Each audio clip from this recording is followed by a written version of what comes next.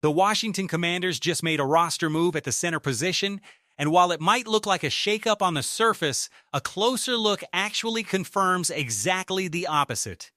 Let's break down the Trey Hill signing, why he's an interesting schematic fit, and what this really means for the ongoing center competition heading into padded practices. Following Nick Allegretti's calf strain suffered on the very first day of training camp, this front office has officially signed center Trey Hill with cornerback Tre Hawkins released in a corresponding roster move. Throughout the rest of this first week of camp, veteran Julian Good-Jones has handled first-team center reps in Allegretti's absence, and it appears this front office simply wanted additional quality depth at the position before pads come on this week. Let's talk about who Hill actually is.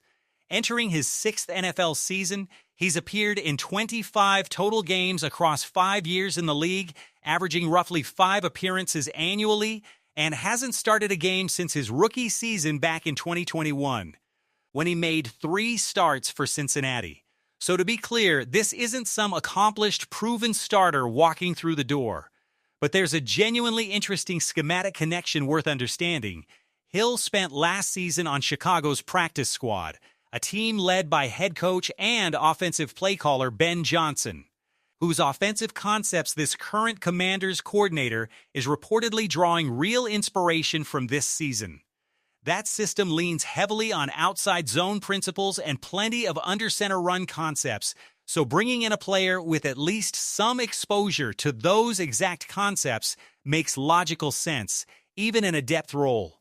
For context, there was another name connected to Ben Johnson's coaching tree still available in free agency worth mentioning: veteran Graham Glasgow, who has real experience from Detroit's offensive line during its peak years. But Glasgow has dealt with a fair share of injuries recently and has understandably declined a bit from his best form. Choosing Hill instead, a younger but far less experienced option, really just reinforces that this front office wanted competitive quality depth at the position rather than a genuine established alternative to compete for the starting job outright. Realistically, expect Hill to compete with Julian Good-Jones and rookie Matt Golden for a depth role or practice squad spot rather than seriously threatening the presumptive starting job. If this front office had genuinely wanted to bring in a real replacement option for Allegretti, the more logical target would have been a proven veteran like Glasgow or another accomplished starter, not a player who has spent most of his career as a backup and practice squad option. Now let's dig into the broader context behind this entire center situation, because it's a fascinating storyline in its own right. This roster's previous starting center, while admittedly not flawless, was a perfectly solid veteran presence. And this front office chose to move on from him this offseason to save cap space, opting instead to extend Allegretti. The actual plan all along was reportedly to pursue a top-tier free agent center on the open market, but that pursuit ultimately fell through when a division rival, well, a division outside their own, but still an aggressive suitor, landed that top target with a deal worth roughly $27 million annually, a price point that simply exceeded what this front office was willing to pay at the position. After that market fell through, the remaining center options thinned out considerably, and this year's draft class at the position wasn't particularly strong either, which is why this front office ultimately took a later-round flyer on Matt Golden out of Michigan State as a developmental long-term project. So right now, this roster's realistic center depth chart consists of Nick Allegretti, Julian Good-Jones, and Matt Golden, with Trey Hill now added as a 4th option purely for competitive depth purposes. Allegretti himself is expected back within about a week, possibly even by the end of this current week of practice. There's a broader conventional wisdom worth considering here too. If you're going to have a genuine weakness somewhere along your offensive line, center is traditionally considered the most survivable spot, since that position typically receives more double-team help in pass protection than any other spot up front. But that conventional wisdom gets a bit more complicated given this specific offensive system's stated ambitions this year. This coaching staff wants to run a much more run-heavy scheme, operating from under center frequently and leaning into outside zone concepts, which specifically demands a genuinely athletic center capable of consistently reaching blocks and working effectively in space.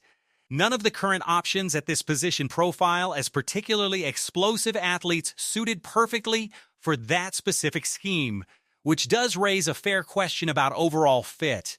That said, if this ultimately becomes this offensive line's single weakest link, that's a manageable outcome, provided other pieces along that line take real steps forward.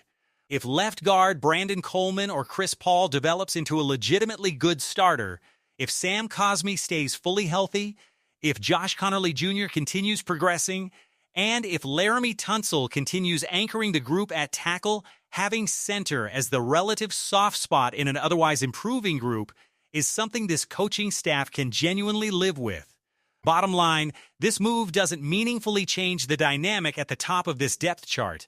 This is a competitive depth addition, not a genuine threat to unseat the presumptive starter.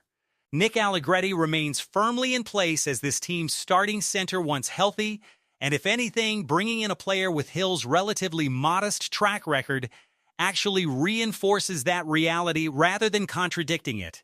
Had this front office genuinely wanted to bring in a real replacement option, the expectation would have been a far more experienced and accomplished name than what Hill currently brings to the table. So here's where things stand heading into padded practices this week. A center room that added competitive depth rather than a genuine quarterback controversy, so to speak, at the position. A starting job that remains realistically Allegretti's the moment he's healthy again. And a broader offensive line picture where center might end up being this group's relative weak point, but one that's manageable if other pieces up front continue developing as hoped. So tell us, do you think Trey Hill ultimately makes this roster in a depth role, or does he end up as a training camp arm only? And how concerned are you about the center position's fit within this new run-heavy offensive scheme? Let us know down in the comments below. If you enjoyed this breakdown, make sure to like this video, drop your thoughts in the comments, and subscribe to the channel so you don't miss a single update as training camp continues to unfold. There's a lot more to track in the days ahead, and we'll be right back here with the next update very soon. Hail to the Commanders.